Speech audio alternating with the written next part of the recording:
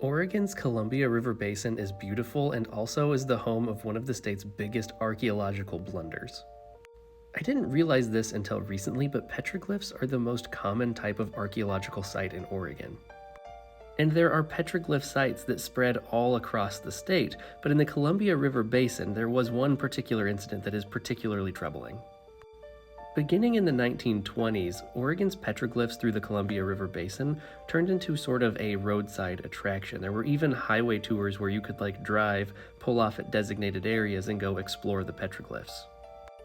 And it was such a common type of activity that they sort of became like tourist trap merchandise, which is a big problem.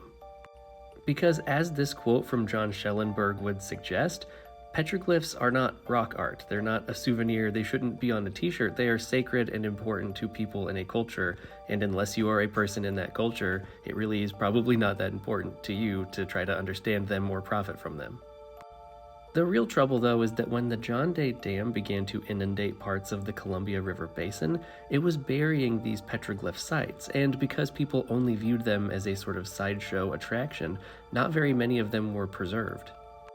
Some of the more popular ones or easily accessible ones were chipped off of their original rock and then sent to a park in Washington, where they were left out in the open to be exposed to the elements and vandals. However, in 2003, the ones that were recognizable enough to be preserved further were sent back to tribal land near Umatilla, where they are being cared for and kept the way that they should have been all along. The real tragedy in all of this, though, is that we don't know exactly how many petroglyph sites were lost under the water. I've seen some estimates suggest that it could be up to 90 or more. And even if we knew where those sites were and we could send down a scuba diver to look and see what was on them, would we even be able to tell that there were petroglyphs there at all? Sadly, I think that this really is just a case of lost history that maybe didn't need to be lost.